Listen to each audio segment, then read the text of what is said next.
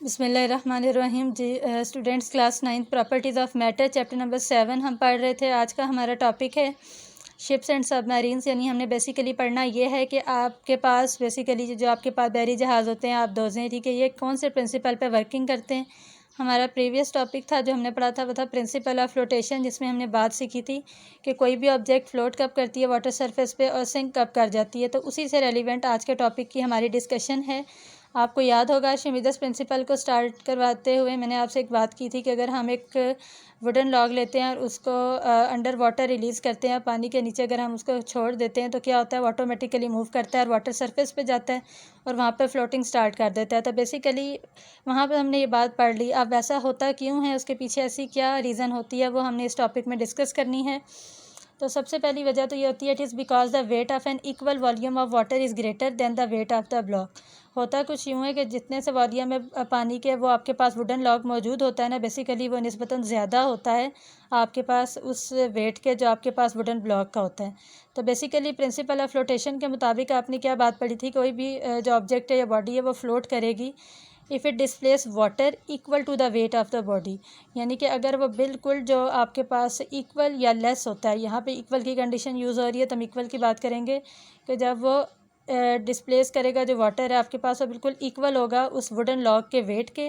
सो लिहाजा when it is partially और completely इम्बर्स्ड in water, या पूरी तरह से या थोड़ा थोड़ा करके जब पानी में डुबोया जाएगा, तो अगर वो इक्वल वॉल्यूम वाटर का डिस्प्लेस कर रहा है अपने वेट के, तो इट मीन्स के वो फ्लोट करना स्टार्ट कर देगा। ठीक हो गया, ये इसके पीछे रीज़न थी।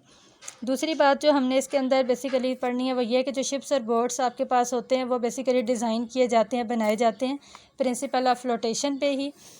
जो बेसिकली पैसेंजर्स को, गुड्स को, जो चीज़ें होती हैं उनको पानी के ऊपर से पानी के ऊपर सतह पे, आपको पता है कि ये, क्योंकि इसके अंदर हमने सबमरीन्स की बात इसलिए नहीं की कि उनके अंदर तो आपको पता है कैपेबिलिटी होती है कि वो जो आपके पास सरफेस होती है वाटर की, उसमें अंडर वाटर दोनों में आपके पास उनकी एप्लीकेशन मूव कर सकते हैं।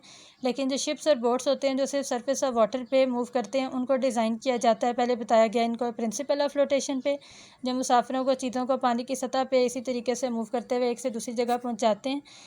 उसके बाद कह रहे हैं कि अगर इन केस आपके पास कहते हैं कि ये डूब जाए, डूबने की कंडीशन तब आएगी, it would sink in water if its weight including the weight of its passenger and goods become greater than the upthrust of water. तो बेसिकली जो आपके पास पानी के अंदर अपथर्स्ट होता है ना, इनकी कुछ इस तरीके की डिज़ाइनिंग की जाती है कि बेसिकली इनका वेट उसकी निस्बत कम होता है, तभी ये फ़्लोट करते हैं। लेकिन अगर डूबने का केस आ जाता है, समटाइम हम देखते हैं कि ऐसा हो जाता है, तो उसमें ये होता है कि इसके अंदर सवार जो मुसाफिर होते हैं, जो चीज़ें आपने रखी हुई हैं और जो टोटल वेट है उस बॉडी का, शिप का या बोट का, वो जो आपके पास लिक्विड का अपथर्स्ट होता है निस्बतन उसके बहुत ज़्यादा हो जाता है। तो ऐसे केस में डूबने का ख़तरा होता है आपके पास, यानी कि वो पानी के अंदर डूब जाएगा।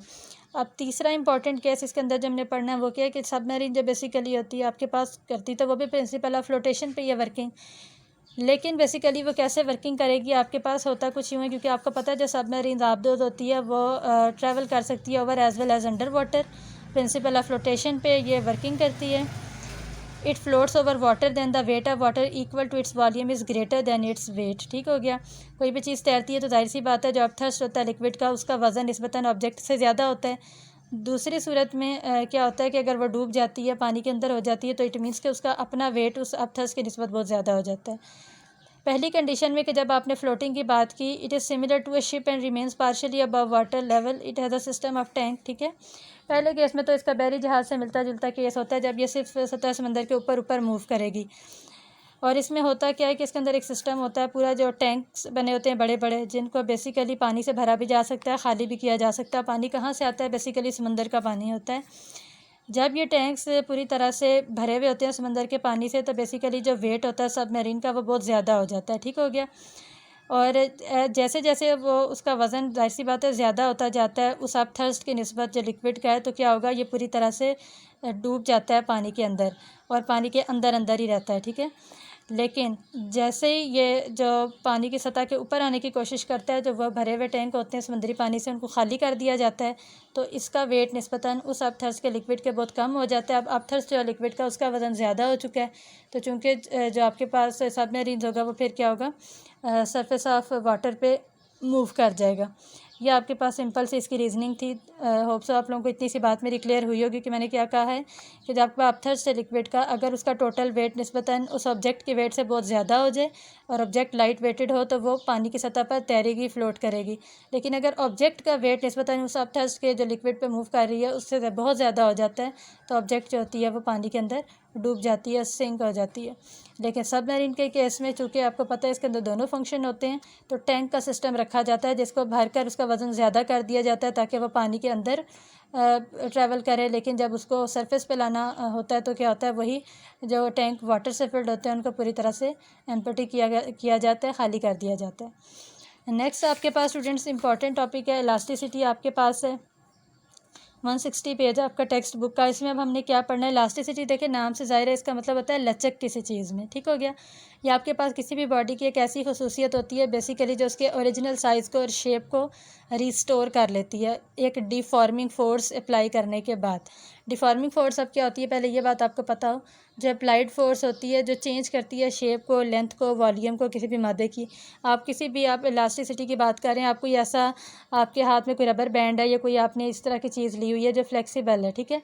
आप जब उसको एक पॉइंट से स्ट्रेच करते हैं तो आप देखते हैं कि आप उसको स्ट्रेच करते हुए एक लेवल तक उसको एक लचक जितनी उसके अंदर है, जितनी फ्लेक्सिबिलिटी है, हम उसको एक से दूसरी जगह पर मूव करवाते हैं, ठीक है, स्ट्रेच करते हुए। तो बेसिकली हम एक फ़ोर्स अप्लाई कर रहे होते हैं ना उसके ऊपर, तो वो फोर्स अप्लाई करने की वजह से क्या हो रहा होता है, जो भी आपके पास रबर बैंड है, जो चीज़ आपने ली हुई है एक्सपेरिमेंटली, या स्प्रिंग हो सकता है, आप उस देखते हैं आप उसकी शेप चेंज कर रहे होते हैं, उसकी टोटल लेंथ चेंज हो जाती है, यानी पहले कम होती है, आप स्ट्रेच करते हैं तो ज़्यादा हो जाएगी, उसके बाद उसका वॉल्यूम चेंज हो जाता है। ये सारी चीज़ें जो आपके फोर्स अप्लाई करने की वजह से चेंज हुई हैं, एक फ्लेक्सिबिलिटी की वजह से, एक इलास्टिसिटी की वजह से, वो डीफॉर्मिंग फोर्स होती है। फॉर्मिंग का मतलब बन जाना, डीफॉर्मिंग जब बन के दोबारा वापस आना, मतलब ये अब जितनी भी फोर्स अप्लाई करके आप स्ट्रेच करेंगे उस चीज़ की ओरिजिनल साइज़, पोजीशन, वॉल्यूम को चेंज करेंगे, लेकिन आप जैसे ही रिलीज़ करेंगे, छोड़ेंगे उस पॉइंट पे जाके उस चीज़ को, चाहे वो आपके पास एक स्प्रिंग था, एक रबर बैंड था, आप देखेंगे दोबारा से वो अपनी जो पोजीशन थी उसको रिस्टोर कर लेगा। तो ये आपके पास होती है डिफॉर्मिंग फोर्स, और इस फोर्स की वजह से जो भी बॉडी अपने अंदर रिस्टोर करती है अपनी ओरिजिनल साइज़, शेप को, वो इलास्टिसिटी होती है, ठीक हो गया। तो इसके अंदर भी आपको कुछ इस तरीके से बात है कि फॉर एग्जांपल आपके पास एक रबर है, रबर बैंड है, आप उसकी लेंथ को इंक्रीज़ करते हैं स्ट्रेच करते हुए, ठीक है। आपके पास पॉइंटर होता है स्प्रिंग बैलेंस का, उसको आप लोअर करते हैं, बॉडी को सस्पेंड करते हैं जब एक से दूसरे पॉइंट पे। कॉमन से एग्जांपल है, इसको तो आप बार बार यूज़ करते हैं। स्प्रिंग बैलेंस आपके ऑपरेटर्स का पार्ट है जो आप बेसिकली वेट मेजर करने के लिए यूज़ करते हैं। आप उसके हुक के साथ जब किसी भी ऑब्जेक्ट को टाई करते हैं तो उसका पॉइंटर बेसिकली एक से दूसरे पॉइंट पे आता है, मूव करता है, तो वो बेसिकली आपके अंदर आपके पास जो उसके अंदर लगा हुआ होता है मटेरियल, वो स्प्रिंग होता है। स्प्रिंग का मैं आपको ऑलरेडी बता चुकी हूँ, उसके अंदर भी एक फ्लेक्सिबिलिटी होती है, स्ट्रेचेबिलिटी होती है। तो वो जो आपके पास ऑब्जेक्ट हैंग होती है, वो जैसे अगर वो हैवी वेटेड है तो वो जैसे जैसे अपना वेट उस पर शो करेगी, तो जो स्प्रिंग है वो ज़्यादा से ज़्यादा स्ट्रेच होगा। तो इट मीन्स कि जैसे उस आप ऑब्जेक्ट को रिमूव करेंगे दोबारा से वो पॉइंटर अपने पॉइंट पे जाएगा और स्प्रिंग अपनी नॉर्मल पोजीशन पर चला जाएगा, तो इट फॉर्म्स डिफॉर्मिंग फोर्स और इलास्टिसिटी स्टोर कर लेगा, ठीक हो गया। तो बेसिकली ऐसी बातें किस वजह से होती हैं कि आपके पास जो लेंथ होती है स्प्रिंग की उसके अंदर वो इंक्रीज़ होती है उसके वेट, जो ऑब्जेक्ट का वेट है उस पर डिपेंड करते हुए, और दोबारा से जब आप उसको रिलीज़ करते हैं तो वो अपनी नॉर्मल पोजीशन में चली जाती है। ये प्रॉपर्टी जो ओरिजिनल साइज शेप को रिस्टोर कर लेती है आपके पास डिफॉर्मिंग फोर्स पे एक्ट करते हुए, वो आपके पास इलास्टिसिटी होती है। जी स्टूडेंट्स, तो नेक्स्ट आपके पास है स्ट्रेस, ठीक है। स्ट्रेस आपके पास एक ऐसी फोर्स होती है जो मिलती जुलती होती है डिफॉर्मेशन से या प्रेशर से। प्रेशर तो नॉन है आपको कि कोई भी जो आप एक एरिया लेते हैं उसके ऊपर जो टोटल फोर्स आप एक्सर्ट कर रहे होते हैं, इट मीन्स कि आपने प्रेशर अप्लाई किया।